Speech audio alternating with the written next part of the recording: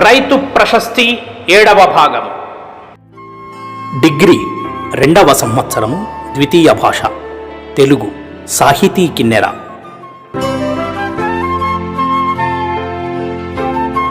BA, BCom, BSc 2వ సంవత్సరం, 3వ సెమిస్టర్ ఆన్లైన్ క్లాసుల విద్యార్థులకు స్వాగతం.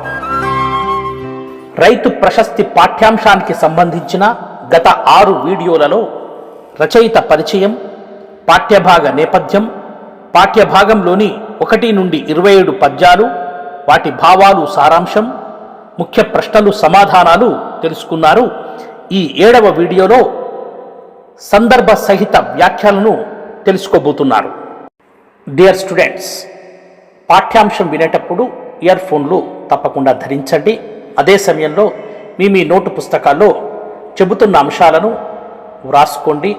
ఎందుకంటే శ్రద్ధగా వినడం, ఇష్టంగా వ్రాయడం అలవాటు చేసుకుంటే మీ చేతి వ్రాత అందంగా మారుతుంది. అదే సమయంలో తప్పులు లేకుండా వేగంగా వ్రాయడం అలవాటు అవుతుంది. మీ వ్రాతను బట్టే మీకు మార్కుల శాతం పెరుగుతుందనేది మీ దృష్టిలో ఉంచుకోండి.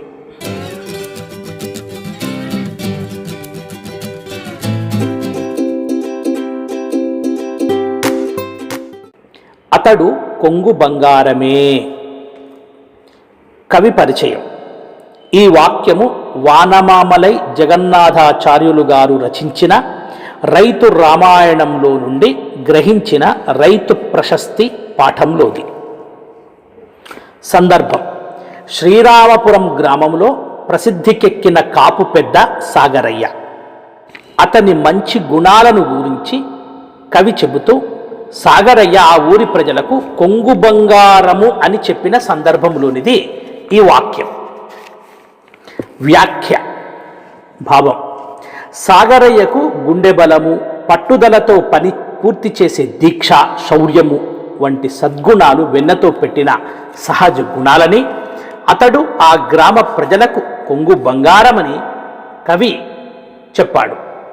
కొంగు బంగారం అంటే ప్రజలకు సులభ సాధ్యుడని భావము.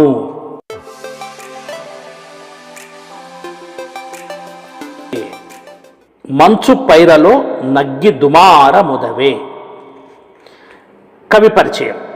ఈ వాక్యము వానమామలై జగన్నాథాచార్యులు గారు రచించిన రైతు రామాయణములో నుండి గ్రహించిన రైతు ప్రశస్తి పాఠంలోనిది. సందర్భం: శ్రీరామపురం గ్రామంలోని కాపు పెద్ద సాగరయ్య చేపట్టినటువంటి క్రాంతి పథము శాంతియుతమైనదని, ఆ గ్రామ ప్రజలకు అది ఇష్టమైనదని, దాని ఫలితంగా ఆ గ్రామ ప్రజల్లో పౌరుషము పెరిగిందని కవి చెబుతూ చల్లగాలిలో వేడి దుమారము పుట్టిందని చెప్పిన సందర్భములోనిది ఈ వాక్యము. వ్యాఖ్య. భావం: మంచుగాలిలో నిప్పులు కురిసే దుమ్ము లేచిందని ఈ వాక్యము యొక్క భావము. ఆ గ్రామ ప్రజలు సహజంగా చల్లని మంచు పైర అనగా చల్లని గాలి వంటి వారు. సాగరయ్య క్రాంతి పథము వల్ల వారిలో పౌరుషము పెరిగింది. అది మంచు పైరలో నిప్పుల దుమారంలా ఉందని ఈ వాక్యం యొక్క భావం. నక్కయై తోక వాల్చికొనియే. కవి పరిచయం. ఈ వాక్యము వానమామలై జగన్నాథాచార్యులు గారు రచించిన రైతు రామాయణంలో నుండి గ్రహించిన రైతు ప్రశస్తి పాఠంలోనిది. సందర్భం: సాగరయ్య శ్రీరామపురం గ్రామంలోని పెద్ద కాపు. అతడు గ్రామంలోని గ్రామ పెత్తందార్ల, జమీందారు యొక్క కుట్రలను, కుతంత్రాలను ఎప్పటికప్పుడు కనిపెట్టి భగ్నం చేసేవాడు. ప్రజలలో క్రాంతి పోరాటాన్ని అతడు రగుల్కొల్పాడు. దానితో ఆ గ్రామ జమీందారు తన ఆటలు ఇంకా సాగవని, నక్కలా తోక ముడుచుకొని ప్రశాంతంగా ఉండిపోయాడని కవి చెప్పిన సందర్భంలోనిది ఈ వాక్యం. వ్యాఖ్య. భావం: నక్క జిత్తుల మారి జంతువు. అది తన పతకాలు, జిత్తులు సాగినప్పుడు తోక ఎత్తుకొని స్వేచ్ఛగా తిరుగుతుంది. తన ఆటలు ఇక సాగకపోతే తోక ముడుచుకొని కూర్చుంటుంది. ఇక్కడ గ్రామ జమీందారు కూడా తన కుట్రలు సాగక చేతులు ముడుచుకొని కూర్చున్నాడనే భావంలో నక్కై తోక వాల్చుకొని అనేటువంటి వాక్యాన్ని చెప్పాడని భావము.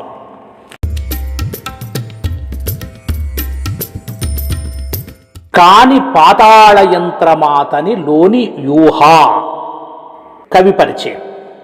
ఈ వాక్యము వానమామలై జగన్నాథాచార్యులు గారు రచించిన రైతు రామాయణంలో నుండి గ్రహించిన రైతు ప్రశస్తి పాఠంలోనిది.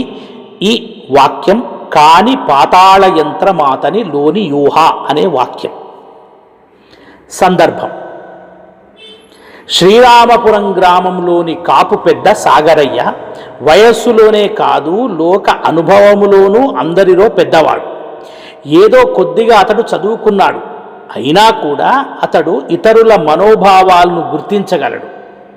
పైకి అతడు గర్వంతో పొంగిపోడు.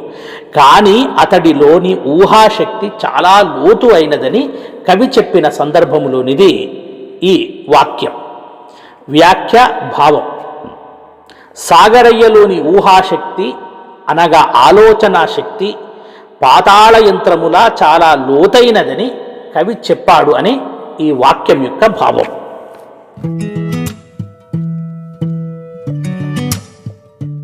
ముడివెట్టెను రేపటి దారి కోసమై. కవి పరిచయం. ఈ వాక్యము వానమామలై జగన్నాథాచార్యులు గారు రచించిన రైతు రామాయణంలో నుండి గ్రహించిన రైతు ప్రశస్తి పాఠంలోనిది. సందర్భం: సాగరయ్య పటేలు శ్రీరామపురం గ్రామంలో కాపు పెద్ద. సాగరయ్య పెద్ద భార్య గంగమ్మ. వయస్సులో గంగమ్మ పెద్దదయింది. ఆమె వయస్సు గడిచింది. కానీ ఆమెకు సంతానం కలగలేదు. ఇంకా తనకు పిల్లలు పుట్టరని నిశ్చయంతో ఆమె తన చెల్లెలు మంగకు, తన భర్త సాగరయ్యకు ఎన్నో విధాల నచ్చజెప్పి పిల్లల కోసమని వారికి పెళ్లి చేసింది అని కవి చెప్పిన సందర్భంలోనిది ఈ వాక్యం. వ్యాఖ్య భావం: పిల్లలు లేకపోతే తల్లిదండ్రులకు ఉత్తరలోకంలో పుణ్యగతులు ఉండవు. అంటే చనిపోయిన తర్వాత మోక్షం లభించదు అనేటువంటి ఒక నమ్మకం. వారికి భవిష్యత్తులో దారి దొరకదు. ముసలితనంలో పెద్దలను చూసేందుకు పిల్లలు కావాలి. అందుకే గంగ రేపటి దారి గురించి ఆలోచించి తన భర్తకు తన చెల్లెలికి పెళ్లి చేసిందని ఈ వాక్యం యొక్క భావం. తెలుపునతని చరమ జీవితాధ్యాయపు మరొక మలుపు. కవి పరిచయం. ఈ వాక్యము వానమామలై జగన్నాథాచార్యులు గారు రచించిన రైతు రామాయణంలో నుండి గ్రహించిన రైతు ప్రశస్తి పాఠంలోనిది. సందర్భం: సాగరయ్య ఇద్దరి భార్యలకు సంతానం కలుగలేదు. వారికి సంతానం కలుగదని ప్రజలు భావించారు.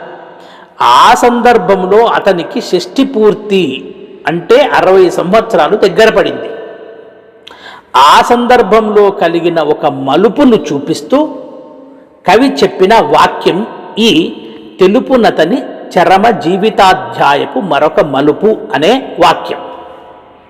వ్యాఖ్య: సాగరయ్య వయస్సు 60 సంవత్సరాలకు సమీపించింది. అంటే షష్ఠి పూర్తి అంటారు. అతని చెంప మీద గడ్డంలో ఒకటో అరో తెల్ల వెంట్రుకలు అతని జీవితంలోని చివరి భాగాన్ని తెలుపుతున్నాయి. సంతానం లేకుండానే సాగరయ్య ముసలివాడు అవుతున్నాడని, బహుశా ఇక సంతానం కలుగకపోవచ్చునేమో అనే అభిప్రాయం కలిగించే విధంగా కవి ఈ వాక్యం రచించాడు అని ఈ వాక్యం యొక్క భావం. ఇంతవరకు మీరు ఆధునిక కవిత్వంలోని 1వ పాఠమైన రైతు ప్రశస్తికి సంబంధించిన మొత్తం 7 వీడియోలలో మొత్తం పాఠ్యాంశానికి సంబంధించిన అన్ని అంశాలను తెలుసుకున్నారు. ఈ పాఠ్యాంశం ఇంతటితో పూర్తి అయినది. విద్యార్థులంతా శ్రద్ధగా గమనించవలసిన విషయం: ఒక్కో వీడియోను తక్కువగా 5 సార్లు ఏకాగ్రతతో వినండి. మీ నోటు పుస్తకాల్లో రాసుకోండి. పరీక్షలకు సమర్థవంతంగా సిద్ధం కండి. మంచి మార్కులను సాధించుకోండి. గురుదక్షిణ పాఠంకై మా తరువాతి యూట్యూబ్ వీడియోను ఫాలో కండి.